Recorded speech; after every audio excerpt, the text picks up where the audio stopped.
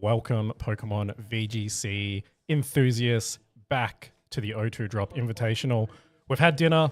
We've moved location, as you can probably tell, looking behind us. There's no longer cards. But I am joined by our third place finisher, Alistair Sandover. Thank you for joining me, Alistair. Thanks for having me. Now, Alistair, of course, unfortunately defeated in the losers bracket by Tim. If I recall correctly, that was a 6-mon mirror. Yep. Yeah, we had pretty much exactly the same moves, just one Terra difference and probably different EVs. That's it. Yeah. I'd say there was a few moments there where the casters were trying to figure out if there were speed ties going on or if that was just, one or two EVs different. What was it from your take? Were there speed ties going on, or was it genuine differences in speed that we just didn't quite figure out because of fake outs and whatnot? The only speed tie I can think of is our Ursalunas were both minimum speed, but otherwise he was basically faster across the board. Yeah. No, it was a very interesting set to watch. Any moments that stand out for yourself? Definitely when he just went for the Draco Meteor into my Miraidon in game 2, and I basically just fell really far behind from there, and he won. So yeah, it is a part of the mirror. Something to think about. Yeah, the forward. mental games of, is my opponent going to do the safe play or are they going to do the second play, and what do I do into that? Exactly, yeah. And because I was slower with Miraidon and Incineroar, I was put into that position just immediately from the team builder. So yeah, it's difficult but manageable. Nice. Now, we did get the stream monkey off your back early in the day. You're the first person on stream and you got the win on stream. So You're no longer completely defeated on Pokemon streams. How does that feel? Awesome. Yeah. I do have a good track record of losing on streams. So Yeah. Nice to win one there. I have won on some other unofficial streams as well, but yeah. Look, it only counts when it's in Perth. Exactly. So what does Worlds prep look like for you from this moment on? So I think it's, 5 weeks until you fly out there? Yeah, I'm counting down the days. It was 40 days yesterday, so I guess today would be 39 days to Worlds. Keep practicing, keep using this team, see what people do to beat it. Maybe take some inspiration from those players, try to build the best team possible. Try to work out the Miraidon mirror if I do bring Miraidon to Worlds, which I think has a really good chance of winning Worlds. So. Yeah, absolutely. Very strong mon. The multipliers go off, Yes. as we have known ever since Regulation G. Yeah, it's just got everything. It's got the speed, the damage, the terrain, the bulk as well. It's hard to get rid of. So, yeah. Nice.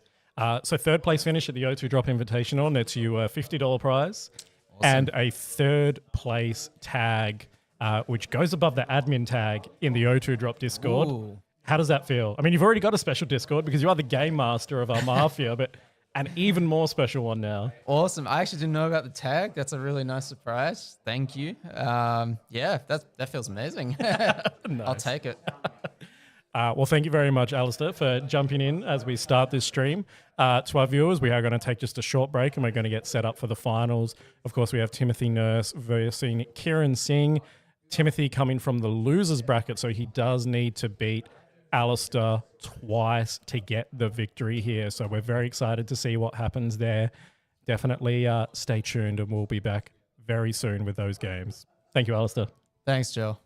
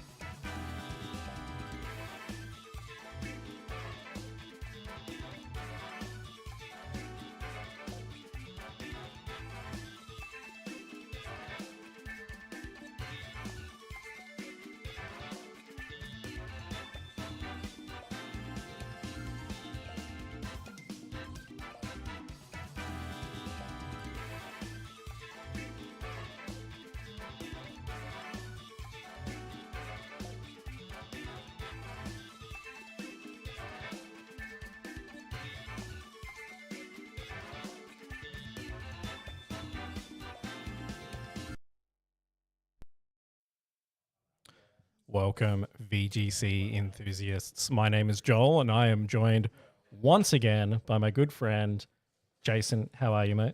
I'm doing pretty well, mate. I've had a great day so far. How about yourself? It has been a killer to watch the battles that we have been privileged to witness today. 8 of Perth's best players have been wormed down in a double elimination format down to 2.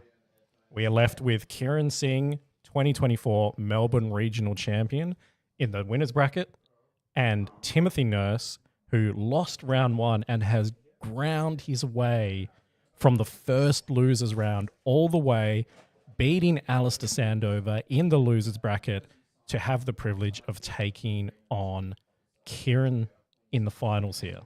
He's made the MK Leo dream losers bracket run right now. But if he wants to win this tournament, he's going to have to beat Kieran not once, but twice. Yeah. And we do find ourselves in the very funny situation where Tim could win more games than Kieran and lose. Indeed, as happened at Japan Nationals As recently. happened to Shohei Kimura at Japanese Nationals. You are 100% correct. A very interesting final that we have here for the O2 Drop Invitational. You got to have your money on Kieran.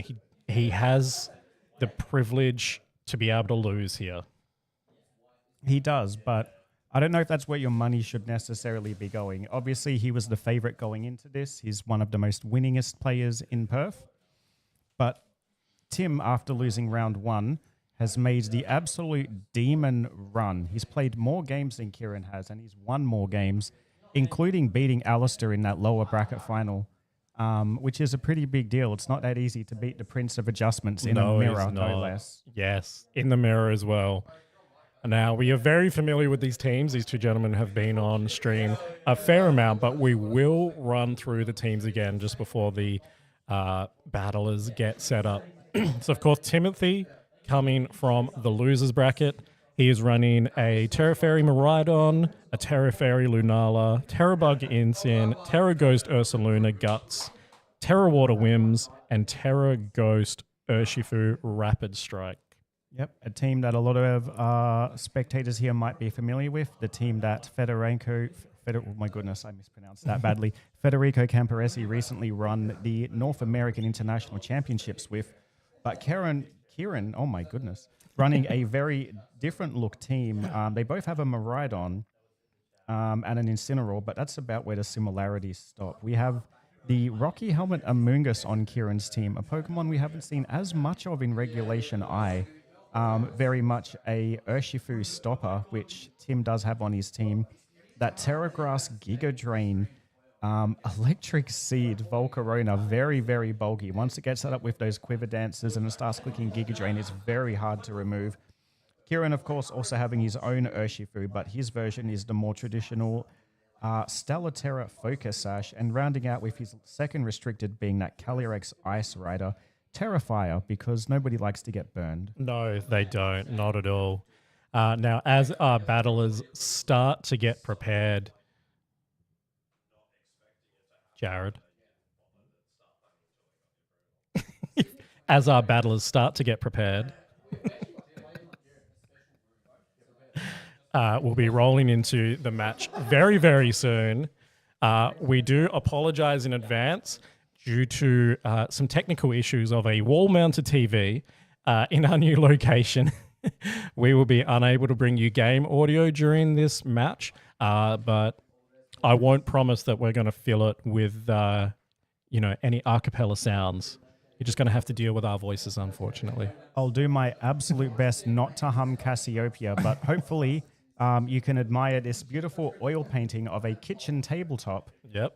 In the meantime, we won't get to hear any sound coming from it, though. In honor of us finishing the O2 Drop Invitational in Chris's kitchen, it's only appropriate that we have in our background a lovely oil painting of a kitchen table.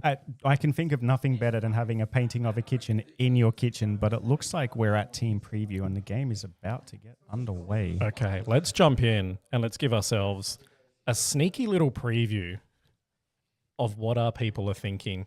what our battlers are thinking here. Of course, very skilled players that we have here. They will have an idea of what they want to do, what they want to bring to these battles. And Tim locking in almost in 30 seconds. Very confident with how he's going to roll into this. Well, he hasn't locked in his 4 yet. He's hovering it, but Kieran immediately whiffed the lock in. A player who we know has played a lot of games, a lot of reps, very experienced. He took one look and knew exactly what his game plan was going to be. So here we go. We have Tim on the capture switch versus Kieran Singh, who leads Incineroar, Miraidon, and Tim also Miraidon, Incineroar lead. It's a mirror lead. We saw this before. We've already seen this on stream. We saw it when Kieran played Alistair as well. And we're seeing it again. Incineroar, Miraidon taking up the top 3 spots at the O2 Drop Invitational. Perhaps foreshadowing the World Championship results. I would think so. Now, of course, we've seen this play out in previous matches where a bad read loses you your Miraidon immediately. What will that be going through these players' heads here, Jason? I think after watching the way things went down against Alistair, Tim might be thinking exactly that, not wanting to lose his Miraidon. Losing your Miraidon doesn't necessarily mean you're going to lose the game, but Kieran clicking fake out into the opposing Incineroar, he has been very confident all day that he has the fastest Incineroar at this tournament, once again prevailing, and the same turn 1 we saw against Alistair. That is an aggressive turn 1 by Kieran Singh. Tim unable to play the game. He was, and unfortunately, he's not going to have any speed advantage here either. This Miraidon might be at -2 special attack and locked into Draco Meteor, but it is the fastest Pokemon. It can fire off another move if it wants to. Electric Seed, though, boosting that Lunala's defense as it comes in. Not going to do much against this Miraidon, but at -2 special attack, Miraidon won't do much back to the Lunala either. Perhaps going to protect it from a sneaky knockoff from Kieran's Incineroar, however. Absolutely. So, Timothy, it's not all done and dusted. It is very unfortunate to lose one of your restricteds turn 1 like that, being faked out and Draco Meteored out of the game. But it's all still to play for here. Absolutely it is. And Kieran, identifying that his Miraidon maybe not going to be able to do as much as he wants it to now, decides to retreat it into the Amoonguss. 2 passive Pokemon on the field, and it looks like Amoonguss is going to be taking a Moongeist Beam. Pretty much the same thing that we saw with the match between Kieran and Alistair as well. The Amoonguss came in, it took a Moongeist Beam, Incineroar pivoting out with that U-turn, breaking the Shadow Shields. This is pretty much the game 1 we saw again between Kieran and Alistair. Absolutely. So Amoonguss taken down to around about half by that Moongeist Beam. A very proactive turn so far by Timothy. Opting for damage over setting up a Trick Room.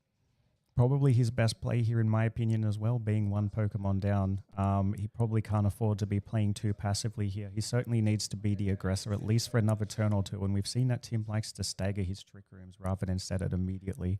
And we see here Kieran bringing out his Electric Seed Volcarona. Amoonguss eating another U-turn by Incin. So we see that Kieran has left one of his restricteds at home. Exactly the same strategy he used against Alistair. It looks like he's going to do the same thing again. Tim is running the exact same team Alistair was running, this well-known North American International Champion team. Kieran, I dare say, has an understanding of how to play into this game. He's got the flow chart. He knows how to play his game, and he's not going to deviate from it at all, at least not in this game 1. Absolutely. So now, obviously, Tim probably looking at the Pokemon, there would be a good feeling that Trick Room would be a good mode for him to go into right now if he can pull it off. We see that Kieran has not brought his second restricted in Calyrex Ice Rider, which would be ideal for him in a Trick Room situation, but it may be ideal, but Incineroar being able to pivot in, intimidate this Ursaluna, threaten Fake Out to just stall its way through these Trick Room teams, and that Volcarona as well, setting up a Quiver Dance, knowing that it's going to go first no matter what happens, not taking much damage from this Lunala, which does indeed fire off an attack into the Volcarona. Oh, around about a third from the Moongeist Beam, and I would anticipate Incineroar, even with the -1, getting knocked out by that headlong rush. Super effective move on that guts boosted Ursaluna. That thing puts out so much damage. The Incineroar, though, was most likely just a sack at that point. Intimidate the Ursaluna, get it down one stage of attack. You can also reset your restricted here. Amoonguss getting the regenerator on the switch out as well. It can't put anything to sleep, but it can still redirect. Kieran, though, opting to bring out the Miraidon, knowing that Tim hasn't set Trick Room here, and he could probably threaten this Lunala as its Shadow Shield is broken now. Absolutely. So the Quiver Danced Volcarona with Electric Seed, +1 defense, +1 speed, +1 special attack. A real weapon of potential here. But of course, Miraidon as well. Choice Scarf Miraidon. So it's not damage boosted, but it is going to be probably the fastest thing in this turn. Kieran opting for this passive mode of speed control rather than clicking Tailwind like we're seeing a lot of teams doing at the moment with Pokemon like Whimsicott. Kieran instead relying on Quiver Dance just to give his Volcarona itself a speed boost. Miraidon holding an item. These passive speed boosting turns give Kieran a lot more proactivity, I think, rather than having to be forced to bring a Whimsicott, click Tailwind, have a support Pokemon on the field. He has 2 threats out at once, and now Tim in a very difficult position here.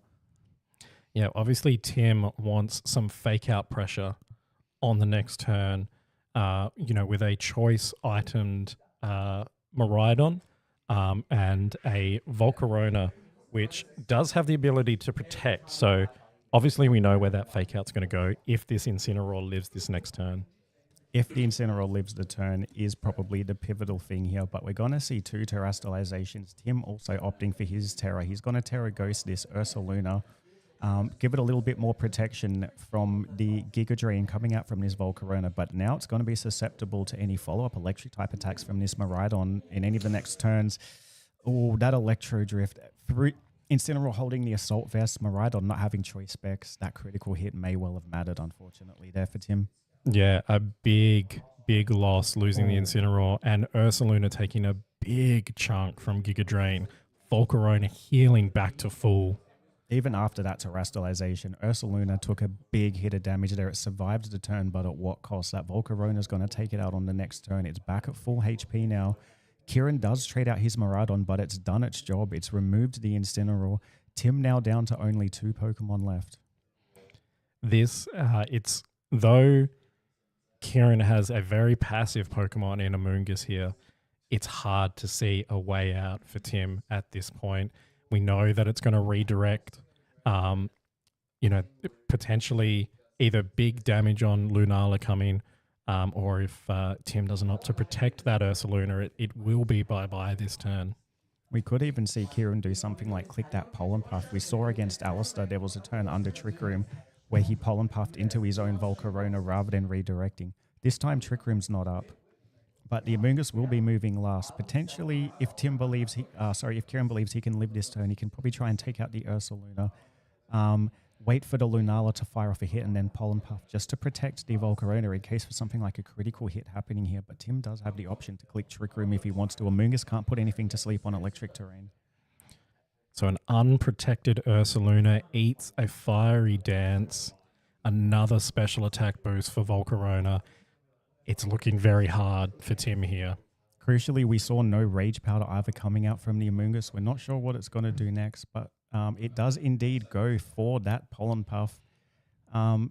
Just going to not do anything other than play a really cool animation, though. Lunala setting Trick Room. Amoonguss now, funnily enough, going to be the fastest Pokemon on this field. And with the electricity gone, it is a free-to-click Spore. And Tim sees the writing on the wall, on Chris's kitchen wall of his oil painting, and he's going to bring it to game 2. And now, Tim already in the loser side of the bracket, and now he's down 1 game.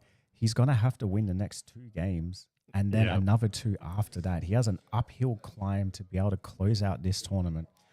Jason, we have seen Tim make some incredible adjustments in the past. Can he be the Prince of Adjustments again? Maybe. He did beat Alistair. Perhaps Tim is our new prince who was promised. But Kieran Singh, well, he's the Melbourne Regional Champion. He is. Tim coming off 2 consecutive day 2s in Melbourne. He made a top cut himself this year alone. It might be the Prince versus the King. It could be. Tim has put himself in a very challenging position here. Obviously, we would love to see a bracket reset here to bring you more Pokemon, but it's a very challenging position right now. As spectators, we definitely do want to see the absolute most out of this. But I don't know. Kieran has been playing out of his mind. Tim did make the demon run, but Kieran's had a bit of a break. He's had a rest, time to compose himself, watch the other games. He's already played this matchup once today. And again, we see the Miraidon Incineroar lead. Of course, we know that Kieran's Miraidon is Choice Scarfed. It is going to be the fastest Miraidon. Does Tim make the adjustment here, or does he just assume that maybe a different play is coming from Kieran and it's not going to happen the same way it did previously? This is hard for Tim. He really is on the back foot here, and we know that Kieran's Incineroar is faster. If Tim does Terrastalize, we're going to see Fake Out on either Miraidon, so we'll just have a passive turn at this point. No sashes to break, so it is just putting a couple of HP damage on each Miraidon there, and we go into the pivotal turn 2. Neither Miraidon has locked in a move now. They do have the freedom to choose. It's an interesting predicament we have ourselves in. If a Draco Meteor is coming, obviously you want to be in that Terra Fairy, negate all damage, and you could respond with a KO yourself as Tim here. Tim taking some very, very big risks in this game, knowing that Kieran's Incineroar is faster, probably making the read that Kieran would either not fake out the Incineroar, also not click Faker, or just go for the Miraidon instead. Playing a very, very risky game. If this goes down the same way it did game one, Tim probably just loses the game on turn 1, but Kieran also making his own adjustments, same Pokemon, but different strategy, maybe anticipating Tim to change up his play, but it looks like Tim's doing the same thing he did in game 1. And we see Amoonguss come out again, a mainstay for Kieran through the whole of the 2025 season. He's used it to get most of his CP. It is an incredible Pokemon. The little mushroom takes a beating. It certainly does. He has used it to get most of his CP, you're right. I think he used it to win his regional championship as well. He's used it in many, many locals, and we have all been terrorized by it before. Tim, though, not wanting to be terrorized by the Amoonguss, just sets that electric terrain himself. Volt Switch, even though it was a resisted hit, doing almost 50% on that resisted, very, very bulky grass type, showing us the power of Miraidon and multipliers. And a very important Shadow Shield break by Kieran there on the U-turn from Incineroar into Lunala. We're waiting as Kieran decides what his next Pokemon's going to be. Kieran making a very different game 1 and game 2 play, turn 1 and turn 2 play in this game 2. But from here on out, it looks like he has the same strategy, the same flowchart. Lunala's on the field now. He knows that he can break the Shadow Shield. He's done that. He's once again positioned Volcarona and Amoonguss together at the same time. But Tim this time is going to U-turn on that Amoonguss. Takes just a little bit of chip. Now it's a little bit below 50%. So we see that Tim, considering bringing his Miraidon in, a very aggressive position for Tim to be in with both of his restricteds on the field versus a Electric Seed Volcarona, which hasn't had an opportunity to Quiver Dance just yet. It hasn't yet, but this Amoonguss does have the option to redirect here if it wants to. Miraidon could probably take it out with an Electro Drift from this range, but that Volcarona will be completely protected. We're going to see exactly that. The Amoonguss clicks Rage Powder, anticipating probably a Quiver Dance here. Miraidon's going to move first. Tim instead opting to go for the pivot rather than the straight knockout. Volt Switch, he's going to be bringing in another Pokemon. Will it be his Incineroar, or will he reveal his 4th Pokemon? It looks like he's going to reveal the Ursaluna, but now we wait to see if the Volcarona clicks Quiver Dance again. It does. Kieran knows his flowchart, and Tim making adjustments and starting to play into it. Now, I cannot remember what we saw, but here is a Trick Room from Lunala. So the Volcarona undoubtedly going to be the last Pokemon now to move during this next turn. Amoonguss can probably only take one more hit from whichever Pokemon. So it's only redirecting one attack right now. Of course, Ursaluna weak to a Giga Drain from Kieran's Volcarona. A very interesting turn coming here. I wonder if we're going to see the pollen puff play again. Does Kieran make that read? Does he think the Volcarona can survive this turn and instead... No, sorry, he won't be clicking pollen puff because Trick Room's up. Mingus is going first. Never mind. Scratch that. So Tim taking some time here to debate what he's going to do. Obviously, we see a pivot from Kieran, getting rid of his Amoonguss. Of course, that is going to give it the opportunity to recover some HP and an Incineroar coming in to drop that attack stat of the Ursaluna. Of course, in game one, we saw just how potent that Ursaluna was, even with a -1 on its attack. Absolutely. Incineroar there, Amoonguss switching out, regenerating 30% of its HP for later, but Incineroar going to cut Ursaluna's attack by about the same percentage. Tim also bringing in his own Incineroar, probably wanting to preserve the Ursaluna, give himself some fake-out pressure. He now has the slowest and therefore fastest Incineroar on the field for at least another few turns. Ursaluna going to go for Terra Ghost.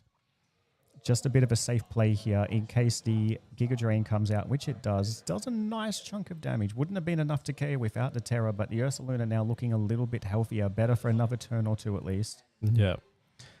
Now, as you mentioned, Tim has the slower Incineroar, which makes it the fastest Incineroar here. And Kieran's Incineroar effectively only has one target, negating that potential play for Kieran. So he's not going to be able to fake out into the Ursaluna as it has Terra Ghosted.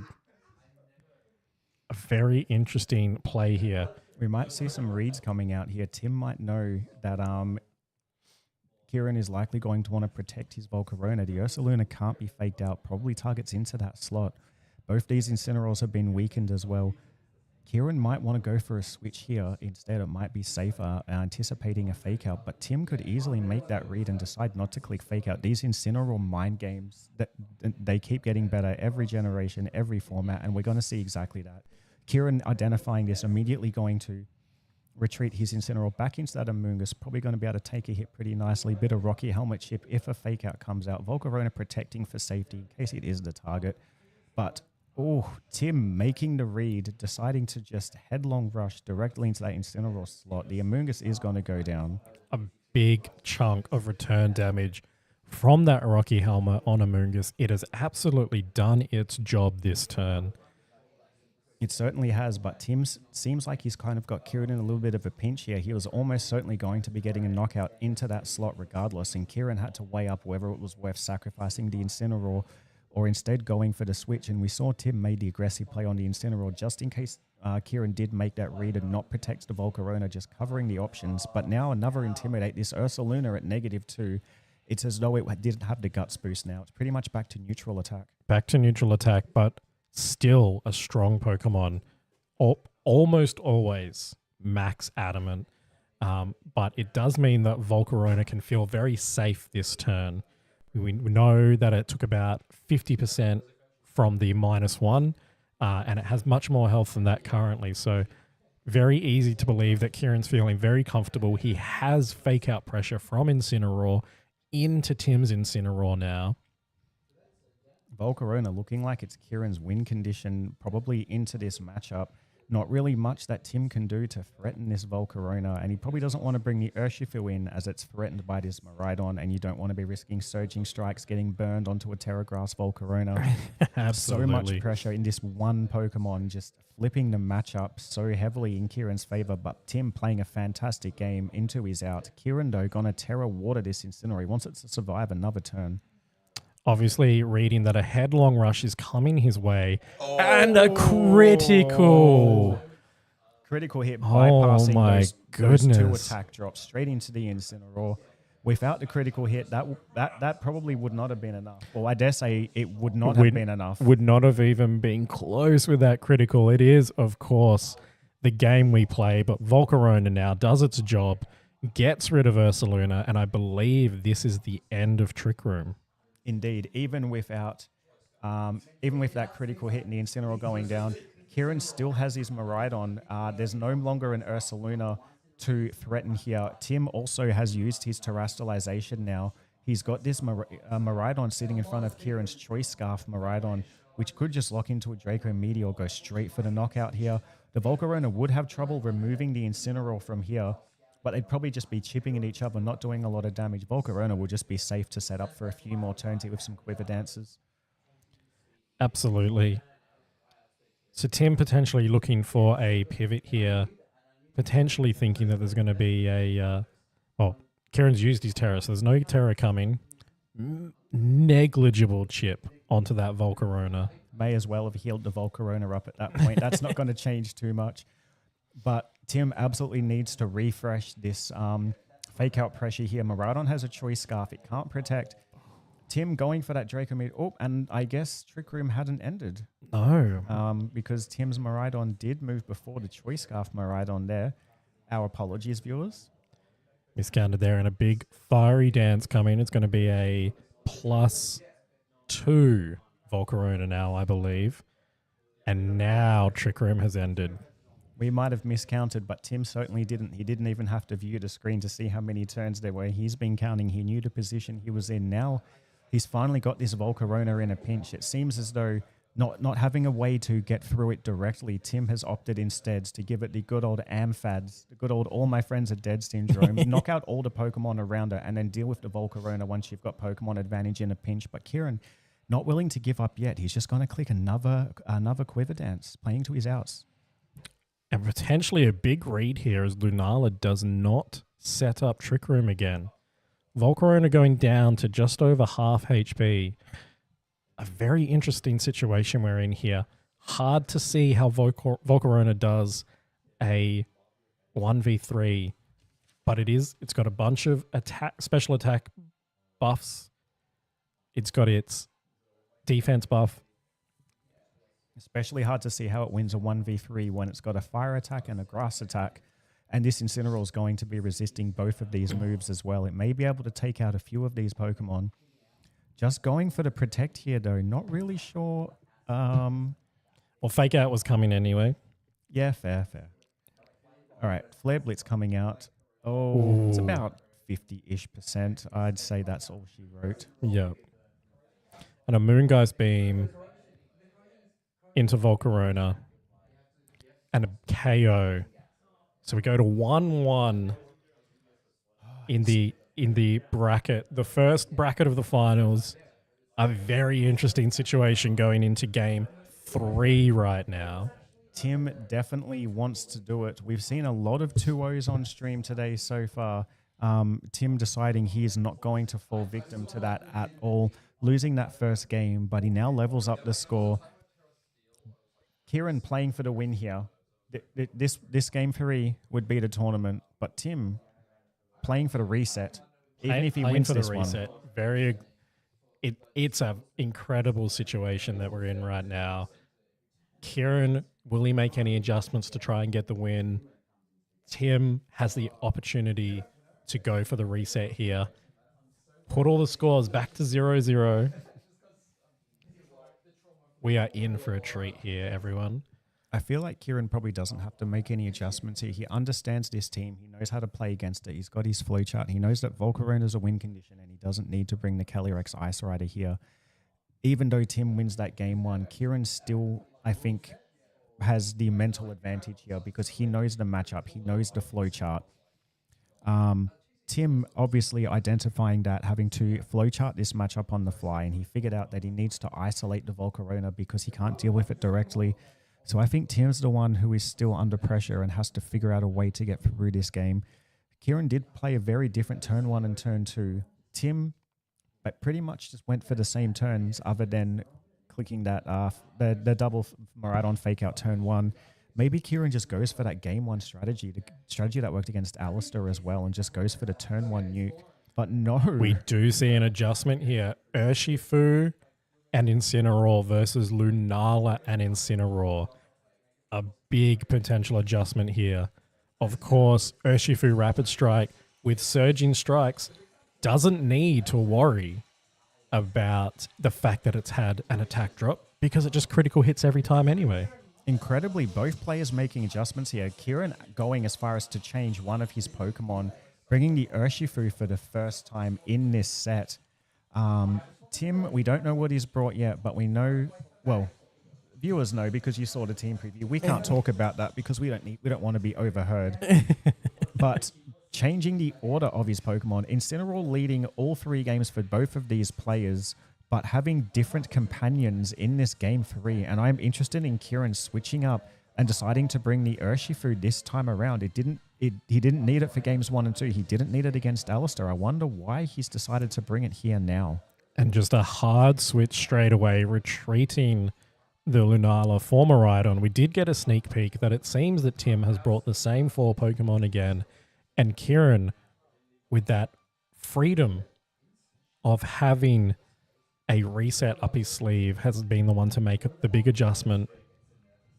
Maybe we are about to see a new Prince crown, but perhaps it's not going to be Tim. Kieran, with all the advantage in this matchup, making these changes, and Tim immediately going for the Terra Bug on this Incineroar turn 1, knowing that Kieran's Incineroar is faster. It's probably going to get faked out.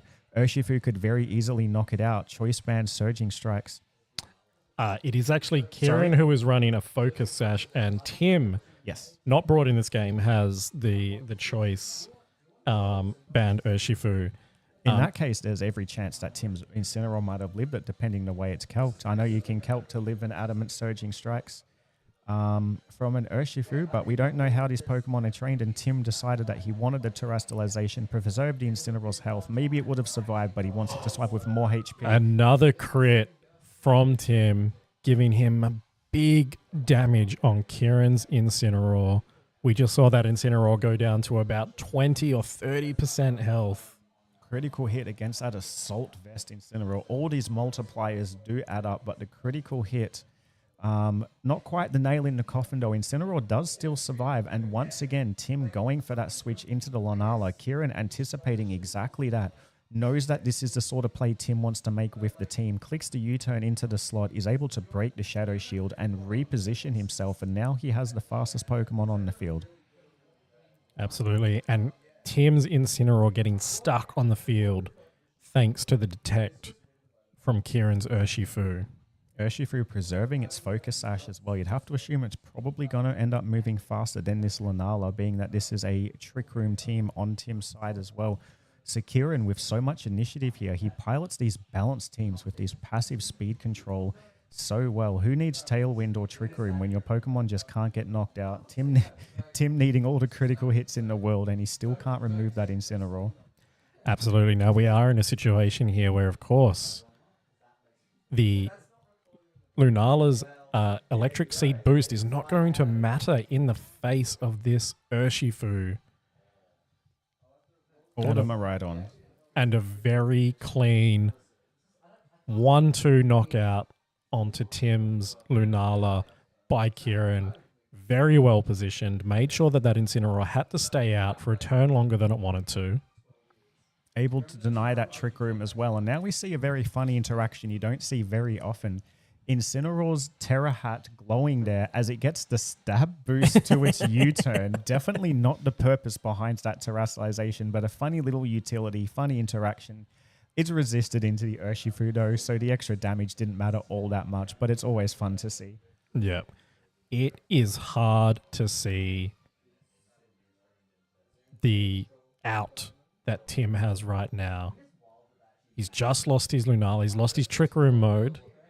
His Urshifu is going to have to come out at some point, and he's already used his Terastallization. But he does have a ground type sitting in front of a Miraidon that's locked into Electro Drift, and he also has his own Miraidon 4 times resisting that slot there. Kieran still does have access to his Terastallization, but Tim probably has the initiative here on this turn, especially with that Urshifu's Focus Sash being broken. Yes. It could go down to this Dazzling Gleam here, or it could Terastallize defensively to just try and survive. Maybe it'll live with a little bit more damage. And a Volcarona switching in here. Kieran revealing the same Volcarona that he's brought to this matchup every time, the win condition that he seems to have been relying on. And the reveal that Kieran feels very comfortable playing this matchup with one of his restricteds. Of course, Incineroar comes back onto the field, uses Intimidate, which doesn't matter in the face of Surging Strikes. Urshifu has a safe turn here. Just a defensive pivot there from Tim, wanting to get that Ursaluna on the field, bring back some fake out pressure, which he might get this next turn now that the Urshifu has Clicks Detect. Volcarona going to take very little damage from that Dazzling Gleam as it switched in on a resisted hit. It's got a very high special defense stat as well.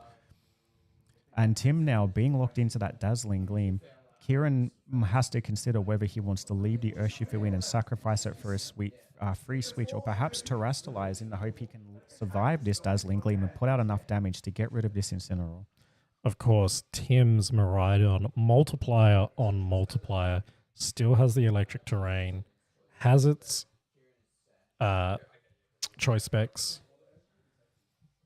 Certainly is going to be doing a big amount of damage. And with that Volcarona, with that Urshifu's Focus Sash being broken, you'd have to assume that it's definitely going to be the knockout. But Kieran deciding to switch. He wants to preserve the Urshifu. He didn't bring it into this game 3 just to have it sacrificed. But he might be about to sacrifice his restricted.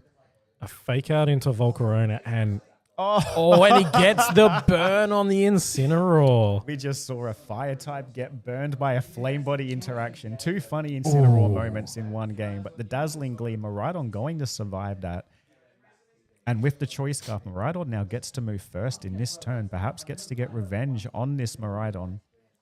Now both Miraidons lose their multiplier from the form of electric terrain. A very interesting turn about to happen here. Obviously, we've seen many times this Choice Scarf Miraidon very fast and Tim making the safe play to retreat his own Miraidon.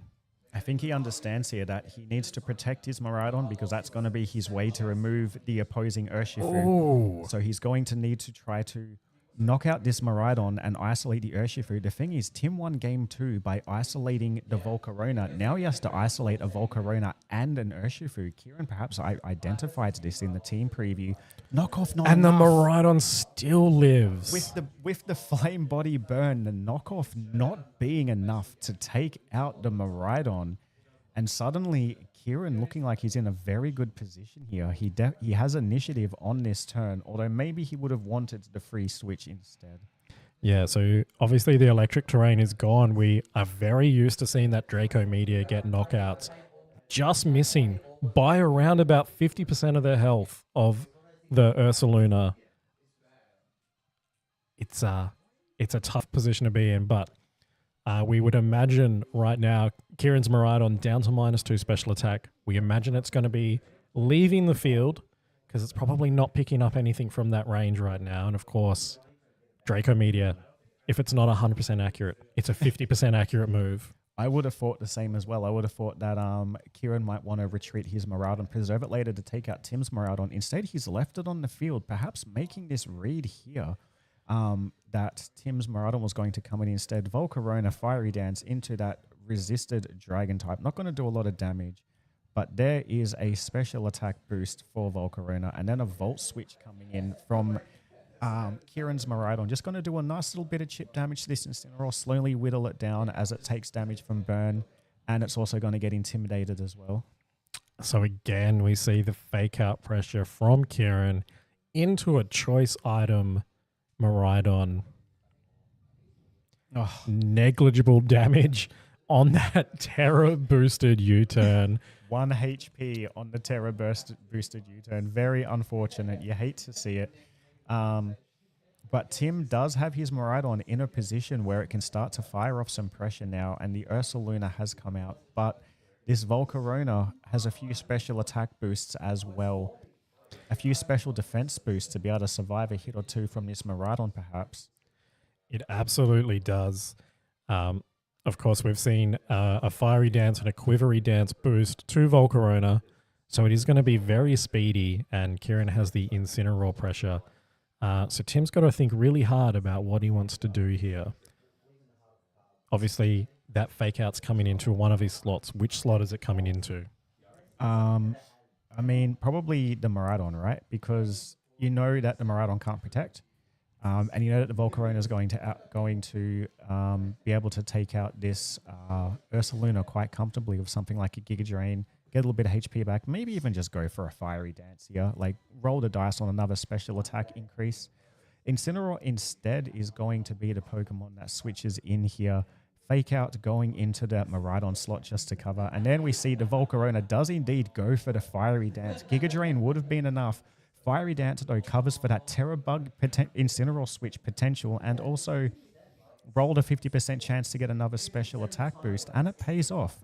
Kieran really did put it all on red. He absolutely did. Now we have, I believe, a +3 Volcarona staring down Incineroar and Miraidon, Tim's last Pokemon. Tim does have the fake out pressure in this turn, which Kieran just used in his previous. He does, but he doesn't have the speed advantage over this Volcarona, and he won't have the speed advantage against this Miraidon coming in either. Kieran looking like he might just wants to go for some preservation, maybe get a fake-out reset of his own. Urshifu could just be a sacrificial switch. I said earlier that Kieran didn't bring Urshifu just to sacrifice it, but I think that's what he's ultimately ended up deciding to do just to secure himself a winning position in this game. We're going to see that Specs boosted, Hadron Engine boosted, Dazzling Gleam come out now. No terrestrialization needed. Of course, Urshifu barely has special defense to speak of. It was definitely going down with its broken focus sash. But you are right, Kieran has now survived the fake out pressure. And he brings his own back. Most likely going to target down that Miraidon so that it can't do anything this turn. And it's hard to see that Volcarona missing the KO from this range on either of Tim's Pokemon. Absolutely. We know that the Fiery Dance is going to pick up the Incineroar knockout here. Kieran deciding to play safe. We talked about this earlier today, how these higher-end players go for safe plays rather than making the obvious one. Kieran could have just brought his Miraidon in, ended the game, but then he'd be rolling it on a Draco Meteor miss. And if he missed, the game could absolutely sway in Tim's favor instead. So he's just opted to bring in the Incineroar. Fiery Dance instead, targeting down not the Incineroar, but the Miraidon, knowing it's enough to get the knockout and trying to get yet another special attack boost, which I don't think is needed for this Terra Bug Incineroar. No, that burn -1 Incineroar doing negligible damage. And of course, Tim has hit the run button there. Tim has seen the writing on Chris's wall and also seen the painting. He on his absolutely wall. has. What a fantastic set that was. Kieran having this turn one strategy that he knows has worked. I dare say he's practiced this before, probably on ladder, maybe with some of his friends. He put it into play against Alistair in this tournament on our stream. He did it again against Tim, just stole game one away pretty much in that turn one.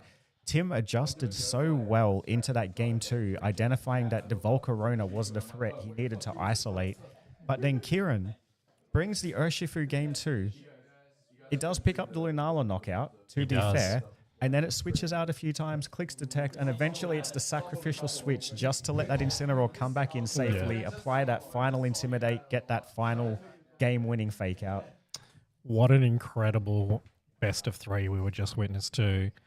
Kieran coming in and making the big change in game three. As you say, bringing that Urshifu, sacrificing it just to get that switch, perfectly timing the fake out. I don't play at that level. I mean, that's why we're behind this desk. That is why we're here. Were at, you right? So I don't think I want to say that a new prince has been crowned. We may have just crowned a new king. However, We may have. The king of Perth, the king of the O2 Drop Invitational, Melbourne Regional Champion, friend of the show, Kieran Singh. Incredible. He's done it going 4-0, didn't drop a set. I think he only dropped 2 matches throughout the whole day. Definitely check out the bracket on Challenge just to see the runs that all of our individuals made. Tim potentially worn out by the grind that he had to go through to get to this position. Absolutely. That is the unfortunate side of playing a double elimination bracket. But when you've got less players, this is what you have to go through. And our players have all played exceptionally well. But Kieran got to have himself a pretty long break between his round one and his winners final. All the while, Tim was slogging it out on the bottom tables, having to beat people who lost to Kieran Yes.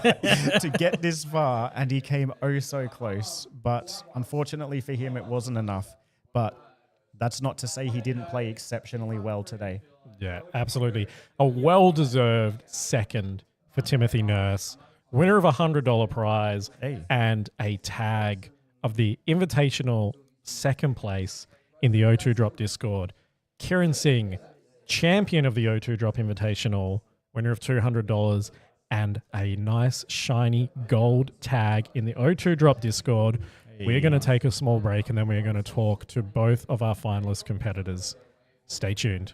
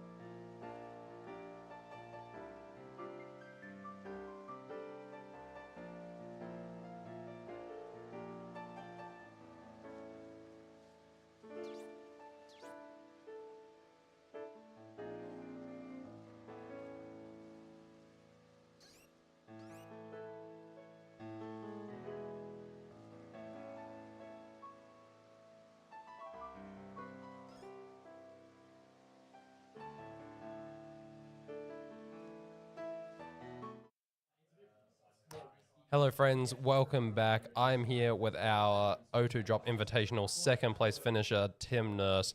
Tim, how are you feeling after that final match? Obviously, a bit disappointed. Obviously, want to always be winning, but hey, proud to be here. I played pretty well today, so can't be too mad. Yeah, of course. I mean, it came down to a 3-game set at the end. You and Kieran running similar teams are very close, all 3 of those games. Looking back, do you think there's anything you might have changed? I would have played the plays that beat him, okay? Okay, Simple. yeah. Makes sense. I mean, that is a winning play right there. Um, yeah, that's how you win, is you make the plays that win. Good call. So, coming in second today, you're going to walk away with $100. Do you have any plans on what you're going to do with that ridiculous amount of money? I'm gonna fill up my car. Yeah. Nice. Well, cheap Sunday tomorrow, so get a full tank. Good stuff. Is there anyone else you want to shout out? I'm so ruined from today. Is there anyone else you want to shout out today? Oh, shout out the whole Perth community. I only joined like a year and a half ago, and this has just been a great community. Like, I've always looked forward every weekend to coming to these events. It's been great. Shout out to obviously Joel, the whole O2 Drop, for hosting this. Keep hosting more O2 Drop events. I keep earning money. It's great stuff. I love it. All right. Well, you heard it here first, folks. Keep subscribing to the O2 Drop so that we can keep Tim's car filled up with petrol. We'll be back soon with the winner's interview.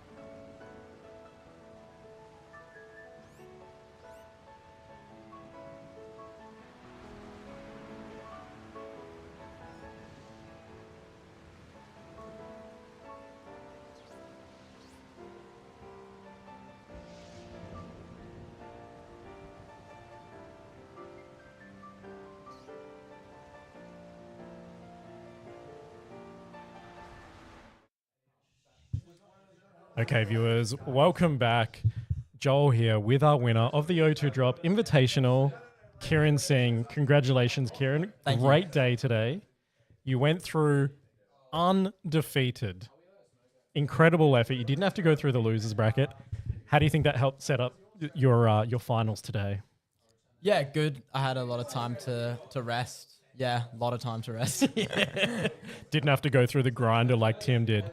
We might have seen from the tags in the final there that you only had to play 3 games to get to this point compared to Tim's 5. So a great help not having to go through the grinder there. Now, your team, we saw you bring pretty much the same 3 and then a minor alteration in game 3. But you left one of your restricteds at home in all 3 matches of the final there. I'd like to pay particular attention to your Volcarona. Put in a lot of work in all 3 games. Is that basically the MVP of your team? Yeah, it's that's the second restricted in the matchup. Pretty much like whenever I don't bring Cali Ice to a matchup, like Volcarona is the second restricted. Like, it's very good. Yeah. Yeah, like the team was originally had Lando on it. That was what MDB ran at NAIC, but me and my friend Lewis had the idea that like Electric Seed Volk was just busted in this format, and yeah, it's really paid off the last 2 weekends. Well, 1 quiver dance and you're at +1 defense, +1 special attack, +1 special defense, +1 speed. It becomes an absolute unit. It's a monster, yeah. And we saw it take some big, clean KOs in the finals there. Yeah, it basically behaves like a a third restricted in your team. It is incredible. Now your alteration in game 3 there, bringing in Urshifu Rapid. What was the thought process behind that change into game 3? Yeah, so because I had faster Insyn, he is forced to not fake out my Insyn, right? Because if I click fake out onto his Miraidon and then he fakes out my Insyn, like he gets nothing from the turn. Absolutely. Yeah. So I can leverage that. And so like I'm threatening like fake out Surgings or fake out CC into Miraidon, and I can detect the Urshifu turn 1 and U-turn and bring in Miraidon, see what move he locks into, and then kind of pin a slot with like whatever. I can double the Insyn, I can double the Miraidon. Even if he Volt switches my Insyn, if he reads me to protect, like he has to bring in something which is kind of pinned by Urshifu and Miraidon. That was the original plan that I had. Like I thought about bringing it out in game 2, but I was like, I'll just stick with what I've been doing, because it does have like some flaws, because if they get up Trick Room, you don't have the Mungus to kind of help you get through the turns. So you need to like really like maintain good offensive board so you can KO the Lunala on one turn, which was kind of my plan there. But then he mixed it up and it ended up working well still, because I could bait that Terra early, and baiting that Terra early means I can Draco the Miraidon and not worry about Ghost Terra on Ursaluna. Yeah, absolutely. Still gives you access to that Giga Drain on Volcarona, heal up. And you did mention your Amoongus. Of course, we know you're a big fan of Amoongus, and it did absolutely put in a lot of work in that game 1 Trick Room situation. So just a really well-balanced team, really well played. We enjoyed casting it. Now, of course, you are the champion of the O2 Drop Invitational, $200 prize, and a new gold tag in the O2 Drop Discord. Yeah. What are your plans with that money? Well, I just bought a Switch 2. Hey. So what's that, a quarter of it paid off? Yeah, roughly. It's a bit more than a quarter. Bit more than a quarter. With the VR winnings and that, it's more than paid off. Hey, so there you go. That worked out well. A free Switch 2, Free just Switch in time 2. for Worlds. Exactly. Now, speaking of Worlds, how does your preparation look from here? Obviously, you mentioned VR Tour. You came second a week or two ago in a VR Tour, and now basically clean sweeped the O2 Drop Invitational. You must be feeling very confident right now. Yeah, I'm really happy with where my play is at, and as well as my team building decisions. It's kind of just about, there's still a long time to Worlds, so it's about monitoring how the meta changes. And, you know, I feel like I'm a flexible player, so I don't know what I'm going to bring to Worlds yet, but we'll just keep seeing how the meta changes and make a decision a bit closer to the date. But I'm feeling good in this format. I'm enjoying playing this format. I'm finding it a lot better than Reg G. So, yeah. Very nice. Well, thank you again for joining us, Kieran. Thank you for having me. Congratulations on your win today. Thank you. And to our viewers, I will shout out, of course, Perth VGC. Thank you so much for helping us out with the stream. Big shout out to Brendan Robeson, who's been the technical engineer for this event. Plenty of work done, making sure that we keep this stream going, all of our connections running. It's been a big undertaking, and we're very proud. If you have enjoyed the stream, please do consider checking out the O2 Drop. Subscribe. Thank you, Kieran. O2 Drop is a VGC podcast. We produce content every week. It is available anywhere that you listen to podcasts, including on YouTube. And as Kieran has alluded to, we do have a subscription service. You can find that by going to the02drop.com. It'll redirect you to our Buzzsprout page, where for $3 American per month, you can support the running of our podcast and allowing us to have events such as this, where we give back as much as we can to the community. So a big thank you to everyone who came out today. Big thank you to Kieran sticking around for the interview. And I'd like to thank my casters, of course, Jason Slifka, Jared Clapham, Mark Murray, and Warren Cabral. Thank you to everyone for coming out and playing. Thank you to Collector for hosting us for the every round except for the final one here. We have a great community in Perth allowing us to run these events. So thank you to everyone. To everyone, a good night, and thank you for tuning in. Biggest shout out to the O2 Drop for hosting such cool events and getting everyone excited in the Perth community. Thank you so much, Kieran. And we hope to see you all soon.